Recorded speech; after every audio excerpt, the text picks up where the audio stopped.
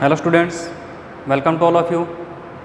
जैसा कि आपको पता है कि हम लोगों ने जो अपना टॉपिक चला रखा था वो है Gauss law and it's applications, जिसमें हम लोगों ने गॉस लॉ के स्टेटमेंट को अंडरस्टैंड करते हुए कूलम्ब्स लॉ के बेसिस पर गॉस लॉ का हम लोगों ने प्रूफ भी क्या कर लिया, अंडरस्टैंड कर लिया कि कैसे उसका प्रूफ किया जाता है। और पिछले लेक्चर में मैंने आपको गॉस लॉ से रिलेटेड कुछ न्यूमेरिकल प्रॉब्लम्स दी थी, जिनके जवाब लगभग 5-4 स्टूडेंट्स ने मेरे को भेजे हैं, लेकिन बाकी स्टूडेंट अभी भी डीएक्टिवेट हैं। इसका रीज़न मेरे को नहीं पता और ना ही वो बता रहे हैं। ठीक है जी, चलो कोई बात नहीं। थर्ड क्वेश्चन जो मैंने आपको पिछले लेक्चर में दिया था उसको मैं थोड़ा सा आपको एक्सप्लेन कर देता हूँ। वो इस प्रकार से था कि अपने पास दो स्फीयर थे। एक था स्फीयर S1, उसके अंदर जो चार्ज था वो था प्लस Q, और कोसेंट्रिक एक दूसरा स्फीयर था S2, और उस S2 के अंदर जो चार्ज था वो था 2Q। और आपसे पूछा था रेशियो ऑफ फ्लक्सेस,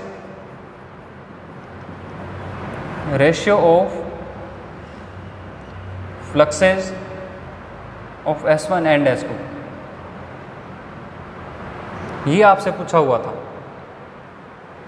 तो मोस्टली स्टूडेंट्स ने 1:2 इसका आंसर दिया है, जो कि गलत था। आपको देखो कैसे करना है। सबसे पहले आप लोग देखो S1 का फ्लक्स कैलकुलेट करें। Flux of S1, flux of S1, इसको जब कैलकुलेट करोगे ना तो ओनली फॉर आप कौन सा चार्ज एज्यूम करोगे, प्लस Q चार्ज एज्यूम करोगे। Why plus Q charge? Because इस S1 के सरफेस से ओनली फॉर इस Q चार्ज की जो इलेक्ट्रिक फील्ड लाइंस हैं वही क्या कर रही है, क्रॉस कर रही है। तो फ्लक्स के अंदर जो कंट्रीब्यूट करेगा वो केवल कौन सा चार्ज करेगा, प्लस Q चार्ज करेगा। और गॉस लॉ कहता है कि यदि कोई चार्ज इनक्लोज्ड है किसी क्लोज्ड सरफेस के द्वारा, तो उसका जो फ्लक्स होता है वो इक्वल होता है Q in divided by epsilon not. और Q इन S1 के लिए देखें तो हमारे पास कितना है, Q divide by epsilon not. तो इतना इसका फ्लक्स मिल गया। बट यदि हम लोग S2 का फ्लक्स कैलकुलेट करें, तो उसके अंदर देखो दोनों चार्जेस कंट्रीब्यूट करेंगे। ये 2Q भी अपना कंट्रीब्यूशन देगा और प्लस Q भी कंट्रीब्यूशन देगा, बिकॉज प्लस Q की इलेक्ट्रिक फील्ड लाइंस भी इसको क्या कर रही है, पास आउट कर रही है ना। और 2Q जो चार्ज है उसकी इलेक्ट्रिक फील्ड लाइंस भी इसको क्या करेंगी, पास आउट करेंगी। तो इन दोनों चार्जेस का कंट्रीब्यूशन S2 के फ्लक्स के साथ आना चाहिए। वैसे भी अगर आप देखो गॉस लॉ के अकॉर्डिंग, तो ये वाला जो S1 स्फीयर है ये S2 के अंदर ही तो पड़ा है। इसलिए जो इस S1 का चार्ज है ना, ये भी और 2Q भी, ये दोनों चार्ज S2 के द्वारा इंक्लोज्ड माने जा सकते हैं।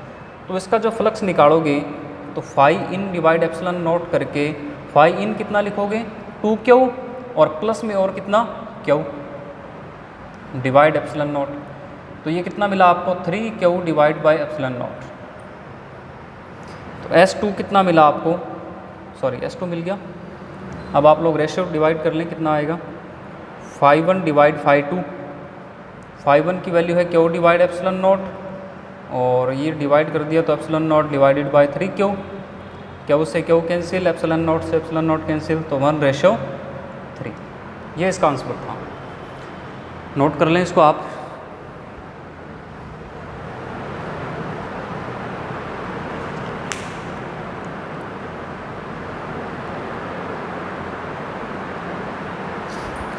ओके स्टूडेंट्स, अब हम लीड करते हैं अपने न्यू टॉपिक की तरफ, जो है applications of Gauss law.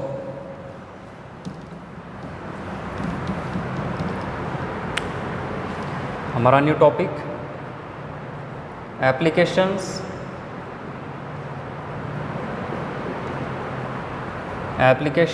Of Gauss law. This is a very important topic, because इसमें से 4 मार्क्स का एक क्वेश्चन, लेंथी क्वेश्चन पूछा जाता है आपके डी सेक्शन का बोर्ड एग्जाम के अंदर। ठीक है जी। तो कौन कौन से एप्लीकेशन आपकी बुक के अंदर हैं वो आप सबसे पहले देख लें। सबसे पहला एप्लीकेशन आपकी बुक में है इलेक्ट्रिक फील्ड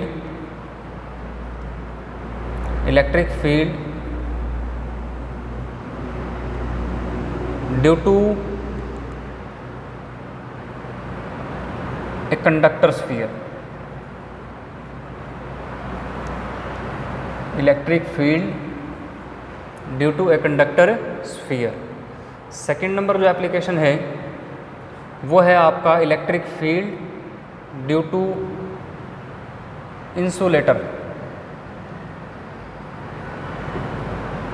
इंसुलेटर और नॉन कंडक्टिंग स्फीयर। ये सेकेंड नंबर एप्लीकेशन है। थर्ड नंबर एप्लीकेशन आपका है electric field due to infinite long charged wire. काफ़ी इम्पोर्टेंट है ये। फोर नंबर एप्लीकेशन आपका है electric field due to infinite long charge sheet. Okay. और 5 नंबर जो आपका एप्लीकेशन है वो है इलेक्ट्रिक फील्ड ड्यू टू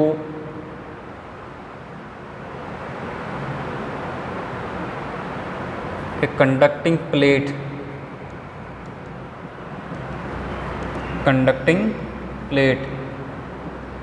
इसी टाइप से जो 6 नंबर एप्लीकेशन है वो आपका है इसमें electric pressure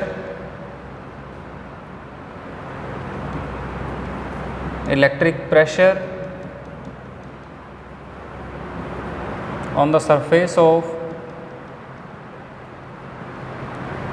surface of a conductor sphere। ये 6 मेजर टॉपिक हैं, एप्लीकेशंस हैं जिनको हम लोग लीड करने वाले हैं with the help of Gauss law. इनको आप लोग नोट कर लें।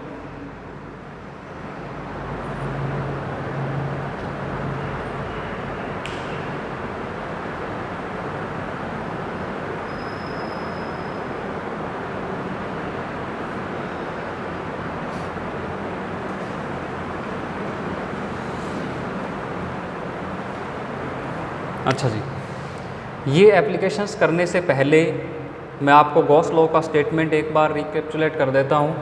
क्या स्टेटमेंट था? किसी भी क्लोज्ड बॉडी का जो फ्लक्स है फाई क्लोज्ड, वो किसके इक्वल होता है? Closed integral of E vector dot D A vector, यहाँ पे ई नेट वेक्टर होता है, और equal to Q in divided by epsilon naught. ये स्टेटमेंट था गॉस लॉ का। अब इसमें ई नेट क्या चीज़ था वो आपको पता होना चाहिए। सबसे मेन बात ये है, ई नेट आपको पता होना चाहिए। ई नेट हमारा था net electric field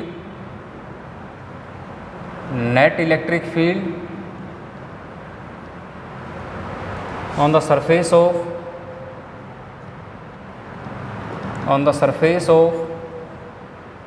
closed body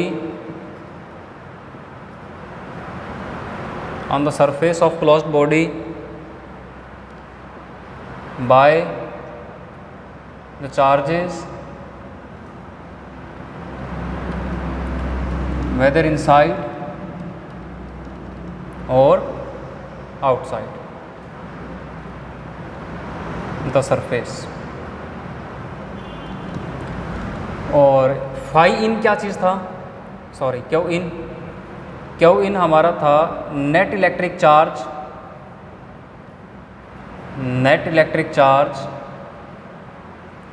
enclosed by the surface. ठीक है भाई। अब इन दोनों स्टेटमेंट्स के अंदर, ई नेट के अंदर और क्यू इन के अंदर एक बात आ रही है जो ई नेट है वो तो नेट इलेक्ट्रिक फील्ड है ऑन ए क्लोज्ड सरफेस, ठीक है, और क्यू इन भी एक क्लोज्ड सरफेस के अंदर इनक्लोज्ड चार्ज है। तो इस क्लोज्ड सरफेस को हम लोग क्या बोलते हैं, आपको उस दिन में बताया था गॉसियन सरफेस बोलते हैं, गॉसियन सरफेस। और गॉसियन सरफेस बनाने के लिए आपको किस बात की सिमेट्री ध्यान में रखनी पड़ती है, कौन सी सिमेट्री ध्यान में रखनी पड़ती है, इलेक्ट्रिक फील्ड की सिमेट्री ध्यान में रखनी पड़ती है। आपको ऐसा गॉसियन सरफेस बनाना होता है कि इलेक्ट्रिक फील्ड गॉसियन सरफेस के या तो परपेंडिकुलर हो या उसके क्या हो, पैरेलल हो। सपोज दैट कि हमारे पास एक पॉइंट चार्ज है, तो पॉइंट चार्ज के लिए मैं यदि गॉसियन सरफेस बनाना चाहूँ तो वो मेरे को स्फेरिकल बनाना पड़ेगा इस टाइप से, because the electric field of the positive charge is radially outward from the charge, इस टाइप से ऐसे होता है। तो अब यदि आप लोग इस सरफेस को देखो, हर एक जगह पर देखो, तो वो इलेक्ट्रिक फील्ड के साथ कितने डिग्री का एंगल बना रहा है, 90 डिग्री का एंगल बना रहा है। तो क्या ये गॉसियन सरफेस हो सकता है, तो बिल्कुल ये गॉसियन सरफेस हो सकता है, बिकॉज इस सरफेस के लिए इलेक्ट्रिक फील्ड कैसा है, परपेंडिकुलर है। यदि मैं बोलता ना कि मैं पॉइंट चार्ज के लिए इस टाइप का रेक्टेंगल टाइप का मैं कोई गॉसियन सरफेस बना देता हूँ या क्यूब टाइप का बना देता हूँ, क्यूब टाइप का, तो ये पॉसिबल नहीं है। क्यों पॉसिबल नहीं है, बिकॉज इसका इलेक्ट्रिक फील्ड लाइन आप ड्रॉ करो इस टाइप से, ये इलेक्ट्रिक फील्ड लाइन्स हैं इसके। तो अब इसमें ये वाला इलेक्ट्रिक फील्ड लाइन तो चलो 90 डिग्री का एंगल बना रहा है, लेकिन ये वाला क्या इलेक्ट्रिक फील्ड लाइन इसके साथ 90 डिग्री पर है या नहीं है, तो ये 90 डिग्री पर नहीं है। इसी टाइप से यहाँ पर भी इलेक्ट्रिक फील्ड 90 डिग्री पर नहीं है, ये 90 डिग्री पर है, ये 90 डिग्री पर नहीं है। तो इस सरफेस के लिए ये वाला जो सिमेट्री है ये एप्लीकेबल नहीं हो रहा है कि हमारा इलेक्ट्रिक फील्ड या तो परपेंडिकुलर हो या पैरेलल हो, ये कंडीशन इसमें इम्प्लीमेंट नहीं हो रही, तो ये गॉसियन सरफेस हमारा नहीं हो सकता। तो गॉसियन सरफेस हमें चार्ज की सिमेट्री को देख करके बनाना होता है। जैसे पॉइंट चार्ज है तो स्फेरिकल गॉसियन सरफेस आपको बताया था, यदि लीनियर चार्ज है तो कोएक्सियल सिलेंडर टाइप आपका गॉसियन सरफेस होता है। इस टाइप के आपको गॉसियन सरफेस क्या होते हैं, बनाने होते हैं। अब प्रोसेस क्या है, देखो इन सभी एप्लीकेशंस को करने का जो एक कॉमन प्रोसेस है वो क्या है। सबसे पहले आप लोग गॉस लॉ को इम्प्लीमेंट करोगे, स्टेप फर्स्ट में क्या करोगे, गॉस लॉ को इम्प्लीमेंट करोगे। उसके बाद आपको क्या करना है, उस गॉसियन सरफेस के अंदर जो चार्ज है उसको आप लोगों को लिख लेना है, कितना चार्ज है उसके अंदर, और फिर आप लोग ई नेट वहाँ से कैलकुलेट करोगे। और जो ई नेट आएगा वो कौन से सरफेस पर आएगा, आपको बता चुका हूँ, बंद सरफेस यानी कि गॉसियन सरफेस पर इलेक्ट्रिक फील्ड आएगा। ठीक है बात। तो ये 2-3 स्टेप आपको सिंपल से यूज़ करने हैं, वो मैं जब एक एप्लीकेशन आपके सामने करवा दूंगा तो आपको बिल्कुल अच्छे तरीके से ये बात पता चल जाएगी। ठीक है जी।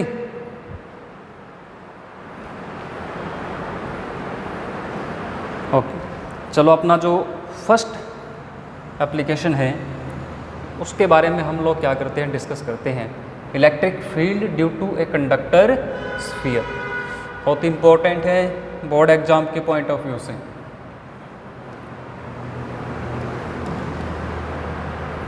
अच्छा, पहले मैं आपको एक बात और बता दूं कि इलेक्ट्रिक फील्ड हम लोग इससे क्या कर सकते हैं, फाइंड कर सकते हैं। गॉस लॉ की हेल्प से हम लोग क्या कर सकते हैं, इलेक्ट्रिक फील्ड कैलकुलेट कर सकते हैं। तो आपके दिमाग में एक क्वेश्चन आना चाहिए कि इलेक्ट्रिक फील्ड को मेजर करने का काम तो हम लोग कूलम्स लॉ से भी कर सकते थे। कैसे कर सकते थे, जैसे आपके पास एक पॉइंट चार्ज पड़ा हुआ है प्लस क्यू, इस पॉइंट चार्ज से r डिस्टेंस पर जाकर यदि आपसे इलेक्ट्रिक फील्ड पूछा जाए तो आप लोग कितना लिखते हो, कूलम्स लॉ की हेल्प से k Q divided by r² लिख देते हो। तो यदि हमारे पास एक वे था इलेक्ट्रिक फील्ड फाइंड करने का, कौन सा वे था, कूलम्स लॉ, तो हमें गॉस लॉ की क्या ज़रूरत पड़ी। ये क्वेश्चन एक बहुत ही मेजर क्वेश्चन है कि यदि हमारे पास इलेक्ट्रिक फील्ड को निकालने के लिए ऑलरेडी एक लॉ था कूलम्स लॉ, तो हम लोगों को क्या ज़रूरत पड़ी कि हमें इस गॉस लॉ को बनाना पड़ा। तो इसका आंसर ये है कि जो कूलम्स लॉ है उससे इलेक्ट्रिक फील्ड निकालना, पॉइंट चार्ज के लिए निकालना तो इजी है, लेकिन यदि हम कूलम्स लॉ का हेल्प करके या कूलम्स लॉ की सहायता से यदि हम लोग चार्ज डिस्ट्रीब्यूशन के लिए इलेक्ट्रिक फील्ड फाइंड करें, कैसे चार्ज डिस्ट्रीब्यूशन, जैसे मान लो ये कंडक्टिंग स्फीयर है जैसा कि मैं इसमें बनाने वाला हूँ, कंडक्टिंग स्फीयर या कंडक्टिंग मटेरियल का जो प्रॉपर्टी है वो क्या होता है कि कंडक्टर स्फीयर अंदर से होलो होता है। इट मीन्स अंदर उसके कोई भी मटेरियल नहीं होता। मटेरियल कहाँ पर होता है? ओनली सरफेस पर। तो इसीलिए चार्ज भी कहाँ पर एक्यूमुलेट माना जाता है? उसके सरफेस पर माना जाता है। कंडक्टर की क्या प्रॉपर्टी होती है?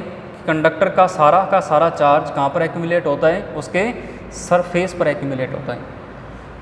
तो यहाँ पर यदि मैं देखूँ इस कंडक्टर स्फीयर को, तो ये जो चार्ज है ये डिस्ट्रीब्यूटेड है। कहाँ पर डिस्ट्रीब्यूटेड है? सरफेस पर। तो ये वाला जो एक प्रकार का डिस्ट्रीब्यूशन बना, ये सरफेस चार्ज डिस्ट्रीब्यूशन है। कैसा डिस्ट्रीब्यूशन है ये? Surface charge distribution.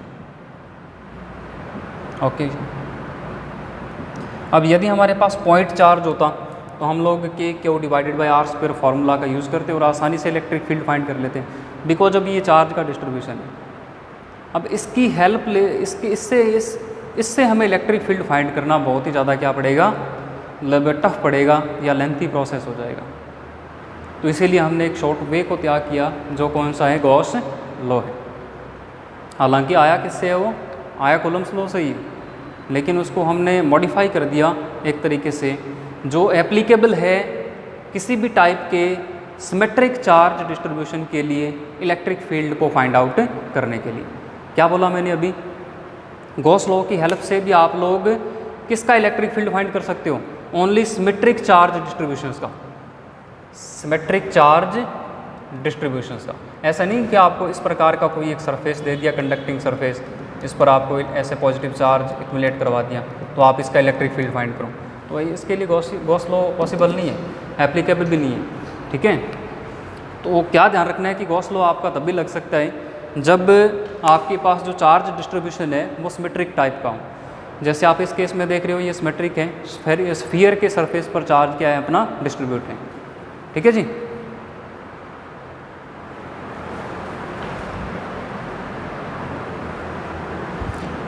ठीक है जी, अपने स्टार्ट करते हैं first number application.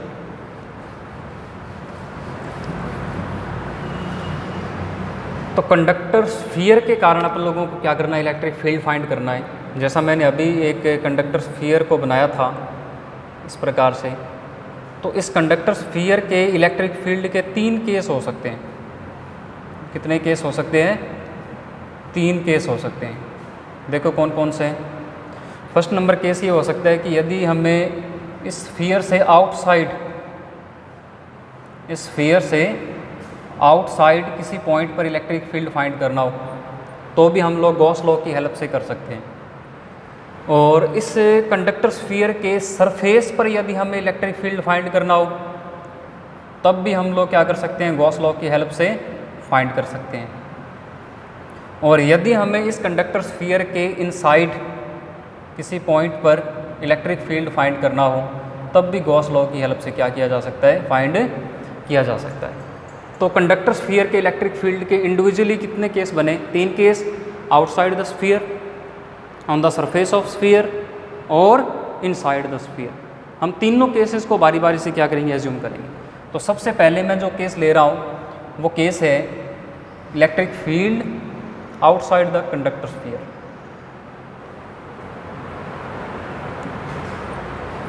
Case first, expression of electric field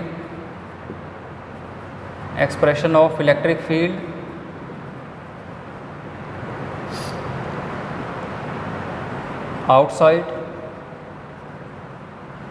the conductor sphere,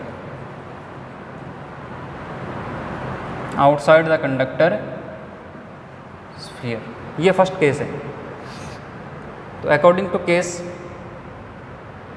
मैं क्या कहता हूँ कि इस कंडक्टर स्फीयर के आउटसाइड यहाँ पर एक पॉइंट ले लेता हूँ, पॉइंट P, आउटसाइड है ये पॉइंट, और मान लेता हूँ कि ये इस कंडक्टर स्फीयर के सेंटर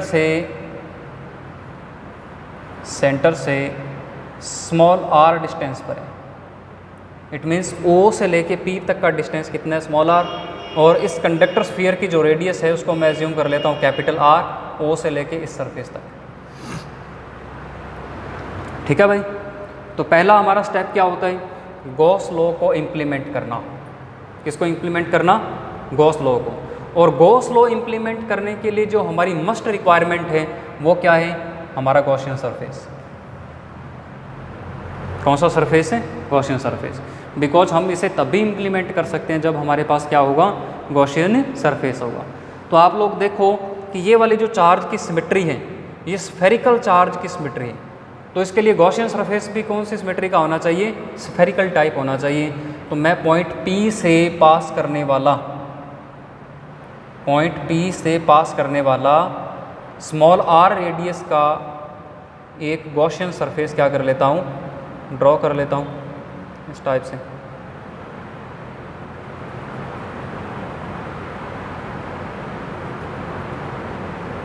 ये लीजिए, ये हमारा कौन सा सरफेस हो गया? गॉसियन सरफेस हो गया। इमेजिनरी सरफेस है ये गॉसियन सरफेस। अब हम लोग गॉस लॉ को क्या कर सकते हैं? इम्प्लीमेंट कर सकते हैं। ठीक है, बाय यूजिंग गॉस लॉ। देखो गॉस लॉ क्या बोलता है? Phi closed equal to closed integration of electric field, net electric field on the Gaussian surface dot dA vector equal to Q in divided by epsilon naught. ये हमारा Gauss law है। तो मेरे को क्या करना पड़ेगा? गॉसियन सरफेस पर पहले एक क्या करना पड़ेगा? छोटा सा एरिया एलिमेंट कंसिडर करना पड़ेगा। तो मैंने इस पॉइंट पर एरिया एलिमेंट कंसिडर कर लिया। और ये किसके सरफेस पर कर रहा हूँ मैं? गॉसियन सरफेस पर कर रहा हूँ मैं। ये ध्यान रखें क्योंकि ये वाला जो लॉ है ये केवल गॉसियन सरफेस के लिए इम्प्लीमेंट हो रहा है। तो अब मेरे को क्या करना है? अब देखना है कि इस पर जो नेट इलेक्ट्रिक फील्ड है वो कौन कौन से चार्जेस के द्वारा प्रोड्यूस हो रहा है, कौन कौन से चार्जेस के द्वारा वो प्रोड्यूस हो रहा है। तो अब आप देखो कि इस गॉसियन सरफेस के अंदर ये कंडक्टर स्फीयर है। तो इस कंडक्टर स्फीयर के ऊपर जितना चार्ज है वो सारा चार्ज मिलकर इस P पर क्या कर रहा है? अपना नेट इलेक्ट्रिक फील्ड डेवलप कर रहा है। तो मैंने मान लिया कि इस कंडक्टर स्फीयर पर अमाउंट ऑफ चार्ज कितना है? कैपिटल Q है, पॉजिटिव टाइप का चार्ज है। तो इस पर जो इसका नेट इलेक्ट्रिक फील्ड होगा उसकी डायरेक्शन आउटवर्ड होनी चाहिए। नेट इलेक्ट्रिक फील्ड की डायरेक्शन क्या होनी चाहिए? आउटवर्ड होनी चाहिए। और आपको पता है कि एरिया तो बिल्कुल हम लोग परपेंडिकुलर ही लेके चलते हैं। यदि आप यहाँ पर देखो दोनों वेक्टर सेम डायरेक्शन में है तो थीटा कितना होगा इनके बीच में? 0 डिग्री होगा। अब आप इसको एज्यूम कर लें कितना आएगा ये?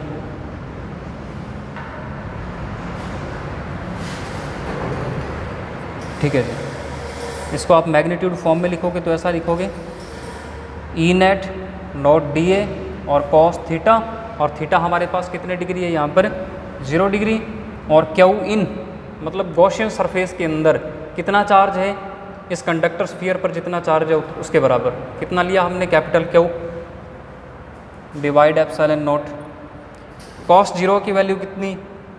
सर देखना ये नीचे बोर्ड आ रहा है क्या? cos 0 होता है +1। तो close integration E net dot dA बराबर Q डिवाइड एप्सिलॉन नॉट। यहाँ से आप लोग ई नेट को फाइंड करना चाहते हो। ये ई नेट कहाँ पर आ रहा है? देखो गॉसियन सरफेस पर आ रहा है। और गॉसियन सरफेस देखो कौन से पॉइंट से पास कर रहे हैं? पॉइंट P से। और इसी पॉइंट पर हम लोग क्या फाइंड करना चाहते हैं? अपना इलेक्ट्रिक फील्ड फाइंड करना चाहते हैं। तो आप ई नेट को यहाँ से बाहर निकाल लें, ई नेट को बाहर निकाल लें, क्लोज इंटीग्रेशन कर दें किसका? dA का, और इक्वल आएगा किसके? Q डिवाइड एप्सिलॉन नॉट की।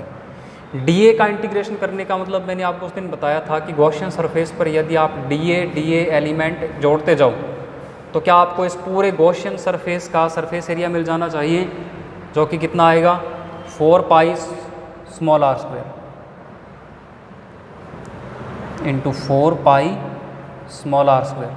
स्मॉल r क्यों लगाया? क्योंकि गॉसियन सरफेस का एरिया लेना है और गॉसियन सरफेस के रेडियस कितनी दिखाई दे रही है आपको? स्मॉल r दिखाई दे रही है। बराबर कितना? Q divide epsilon not. ठीक है जी। तो यहाँ से आप लोग ई नेट को निकाल लें, कितना आ रहा है? ई नेट, और ये ई नेट कहाँ पर है? आउटसाइड है, सरफेस पर है या इनसाइड है? तो आउटसाइड है। Outside net electric field, outside net electric field E net कितना मिला आपको? Q और ये 4 पाई आर स्क्वायर इधर डिवाइड में चला गया, तो 4 pi epsilon naught R square. अब 1 डिवाइड 4 पाई एप्सिलॉन नॉट को आप के भी बना सकते हो, तो ई नेट कितना मिला outside, K Q divide by small R square. ठीक है, इतना इलेक्ट्रिक फील्ड मिल गया। और बाहर वाले इलेक्ट्रिक फील्ड की जो डिस्टेंस के साथ रिलेशन है वो भी देख लो कैसा है। आउटसाइड जो इलेक्ट्रिक फील्ड है वो डिस्टेंस के स्क्वायर के इन्वर्सली प्रोपोर्शनल है। इट मीन्स यदि बाहर वाला पॉइंट यदि आप दूर लेते जाओगे तो जो इलेक्ट्रिक फील्ड है वो स्क्वायर फॉर्म में क्या होता जाएगा, डिक्रीज होता जाएगा। इसको आप लोग नोट कर लें।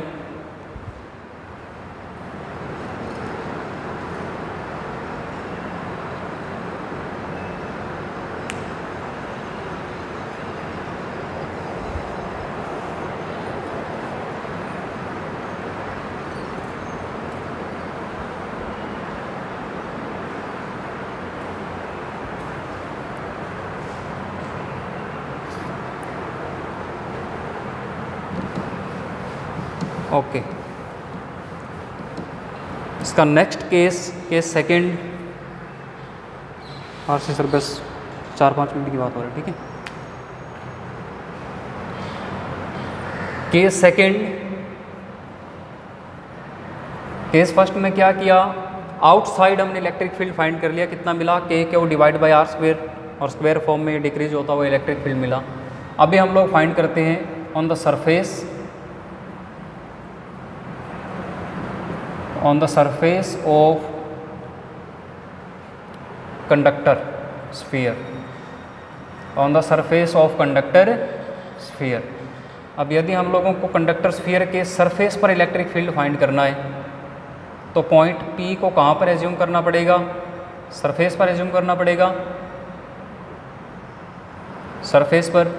और हमारा जो गॉसियन सरफेस है वो भी बिल्कुल इस कंडक्टर स्फीयर के सरफेस के साथ मिलता मिलता पास होगा, इस प्रकार से ऐसे।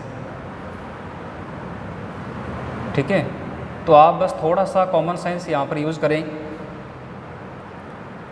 बिल्कुल थोड़ा सा कॉमन सेंस यूज़ करें। क्या कॉमन सेंस यूज़ करना है कि सारा प्रोसेस यही रहने वाला है। सबसे पहले गॉस लॉ को इम्प्लीमेंट करना है, फिर हमको देखना है कि इस गॉसियन सरफेस पर इलेक्ट्रिक फील्ड आउटवर्ड होगा बिकॉज पॉजिटिव चार्ज है, एरिया वेक्टर आउटसाइड होगा, थीटा 0 होगा, और कंडक्टर स्फीयर के ऊपर जो चार्ज है वो चार्ज कितना है, कैपिटल क्यू है। सेम ये प्रोसेस है, लेकिन जब यहाँ पर पहुँचोगे आप लोग dA का इंटीग्रेशन करोगे तो इस केस के अंदर जो गॉसियन सरफेस के रेडियस थे वो कितनी थी, देखो स्मॉल r थी। और जब पॉइंट P को सरफेस पर ले आए तो जो स्मॉल r था वो रिड्यूस होकर किसके इक्वल हो गया, कैपिटल R के इक्वल हो गया। ठीक है, तो आप लोगों को क्या करना है, सिर्फ इस एक्सप्रेशन में स्मॉल r को किसके साथ रिप्लेस करना है, कैपिटल R के साथ रिप्लेस करना है। ठीक है जी, तो सबसे पहले गॉस लॉ को आप इम्प्लीमेंट कर ही लें। क्लोज इंटीग्रेशन ई net vector dot dA vector बराबर कितना होता है, Q in divide epsilon not, और आप यहाँ पर लिख दोगे बिकॉज सरफेस के लिए स्मॉल r किसके बराबर हो जाएगा, कैपिटल R के। तो आप लोग डायरेक्ट ये वाला स्टेप लिख सकते हो भी, E net into 4 pi capital R square, और इनसाइड कितना चार्ज है, small Q capital Q charge है। तो यहाँ से सरफेस पर कितना आ गया, सरफेस पर नेट इलेक्ट्रिक फील्ड ये 4 पाई R स्क्वायर इधर डिवाइड में भेज दें, 4 pi epsilon not capital R square. तो क्या एक्सप्रेशन बना, के capital Q divided by capital R square. Small r की जगह क्या आ गया, बस कैपिटल R। और इस एक्सप्रेशन में यदि आप देखो तो सारे कांस्टेंट है, के भी कांस्टेंट है, क्यू भी कांस्टेंट है, और r इस कंडक्टर स्फीयर के रेडियस है, ये भी कांस्टेंट है। तो इस सरफेस पर इलेक्ट्रिक फील्ड की जो क्वांटिटी है वो क्या होनी चाहिए, मैक्सिमम होनी चाहिए। सरफेस से ज़्यादा कभी भी इलेक्ट्रिक फील्ड कहीं पर भी नहीं हो सकता, बिकॉज यदि आप लोग सरफेस से दूर जाओगे तो आपको पता है कि स्मॉल r बढ़ेगा, और स्मॉल r बढ़ेगा तो ई नेट की वैल्यू क्या होगी, कम होगी। ठीक है ना, और कंडक्टर के अंदर इलेक्ट्रिक फील्ड वैसे 0 होता है, वो हम आपको थर्ड केस में बताने वाला हूँ। तो आप लोगों का मैक्सिमम इलेक्ट्रिक फील्ड कहाँ पर मिला? सरफेस पर मिला। ठीक है बात, इसको आप लोग नोट कर लें।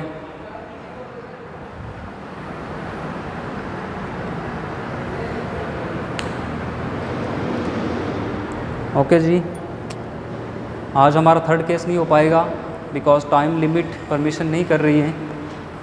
ठीक है, तो थर्ड केस हम लोग कल करेंगे inside electric field of conductor sphere, और फिर हम लोग देखेंगे कि कंडक्टर स्फीयर के लिए इसका जो इलेक्ट्रिक फील्ड का वेरिएशन होता है डिस्टेंस के साथ, वो कैसा वेरिएशन होता है, उसको हम लोग ग्राफ पर क्या करेंगे? प्लॉट करेंगे।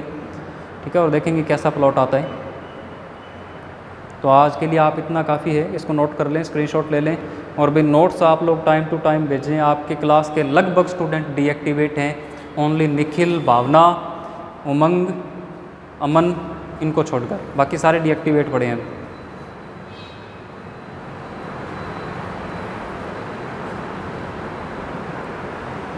ओके।